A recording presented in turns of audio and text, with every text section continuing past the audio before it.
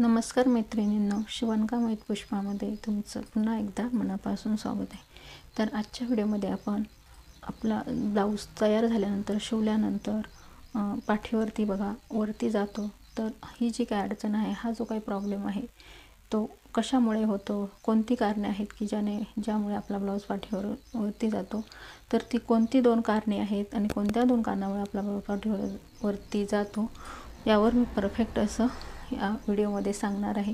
त्यामुळे हा व्हिडिओ अगदी स्किप न करता शेवटपर्यंत संपूर्ण पहा, जेणेकरून तुम्ही जर नवीन शिकत असाल तर पुढे जाऊन तुम्हाला सुद्धा हा प्रॉब्लेम येऊ शकतो।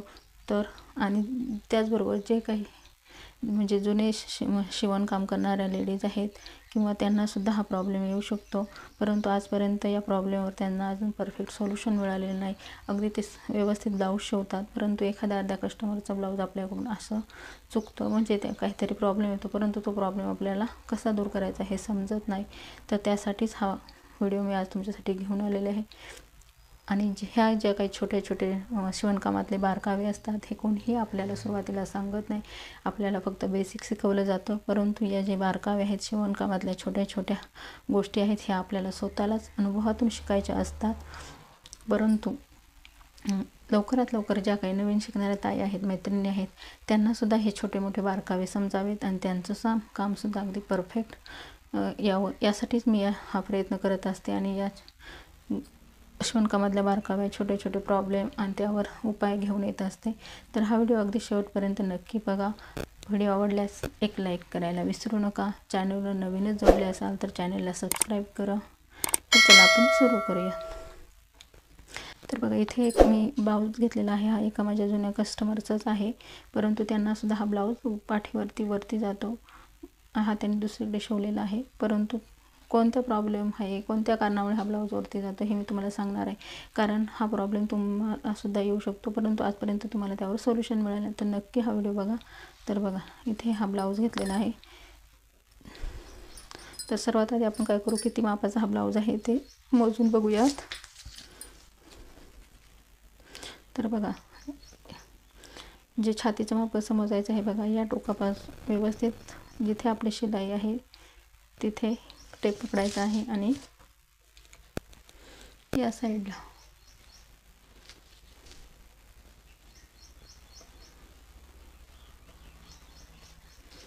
तर बघा, तर इथे बघा 18 येत आहे आपलं, थोडंसं आपण थोडंसं किंचित करायचं आहे, जास्त नाही। तर 18 येत आहे। तर 36 साईजचं हे आपलं ब्लाऊज आहे।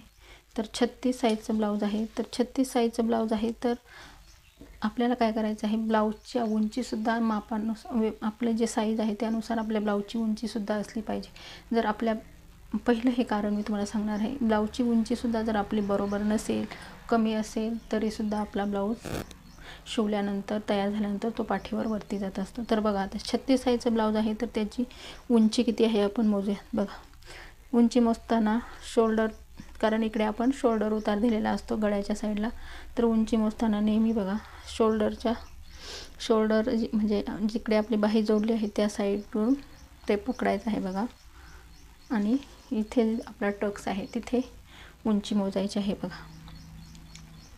तर तुम्ही पाहू शकता, या ब्लाऊजची उंची तयार 12.5, फक्त 12.5 इंच आहे, आणि ब्लाऊज किती छातीचा आहे तर 36।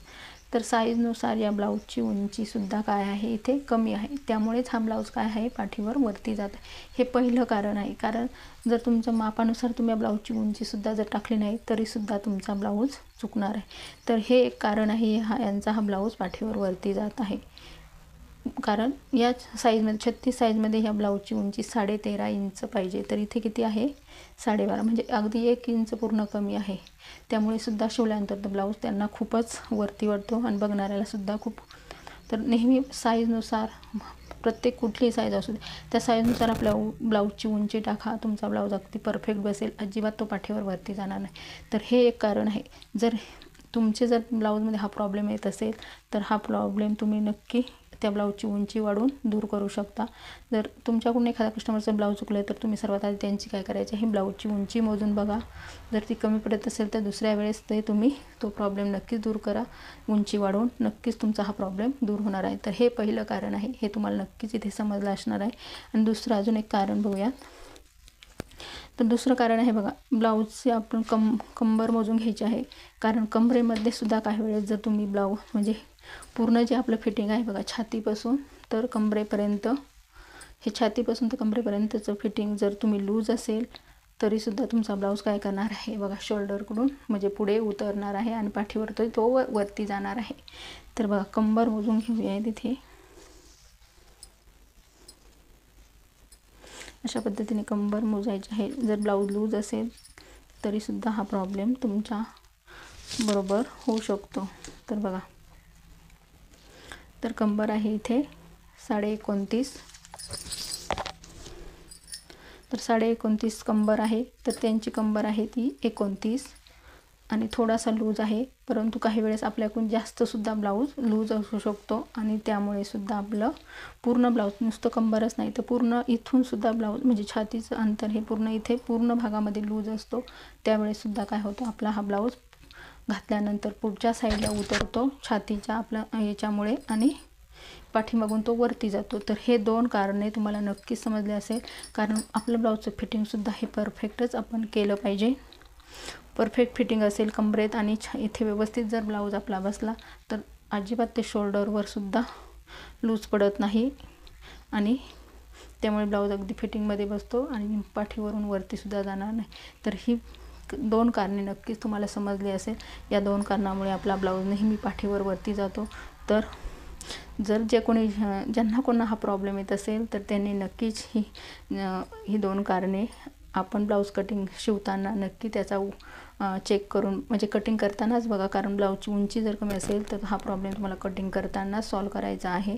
आणि दुसरं जे कारण सांगितलं तो ब्लाऊज शिवताना तुम्ही त्याचं व्यवस्थित बघायचं आहे, आपला ब्लाऊज जुन्या मापावर मेजरमेंट घ्यायचं आहे आणि परफेक्ट फिटिंग करायचं आहे। या दुसऱ्या कारणामुळे आपला ब्लाऊज परफेक्ट फिटिंगमध्ये बसल्यानंतर सुद्धा तो पाठीवर वरती जाणार नाही। आणि पहिलं कारण उंची परफेक्टच असली पाहिजे साईजनुसार जर उंची बरोबर असेल तर तुमचा ब्लाऊज कधीही पाठीवर वरती जाणार नाही। तर बघा, हा छोटासा व्हिडिओ आहे परंतु खूप महत्त्वाचा आहे। नवीन शिकत असाल तर त्यांना नक्कीच त्याचा फारच उपयोग होणार आहे। आणि ज्यांना शिवणकाम येते त्यांनी हे ब्लाऊज खूप शिवलेले आहेत तरीसुद्धा कधी आपल्यावर हा प्रॉब्लेम झालेला आहे। तर हा व्हिडिओ पाहून नक्कीच त्यांना त्यांच्या प्रॉब्लेमचं सोल्युशन मिळालेलं असणार आहे। त्यामुळे हा जर व्हिडिओ मनापासून तुम्हाला आवडला असेल तर एक लाईक नक्की करा। चॅनलवर नवीन असाल तर सबस्क्राईब नक्की करा। धन्यवाद।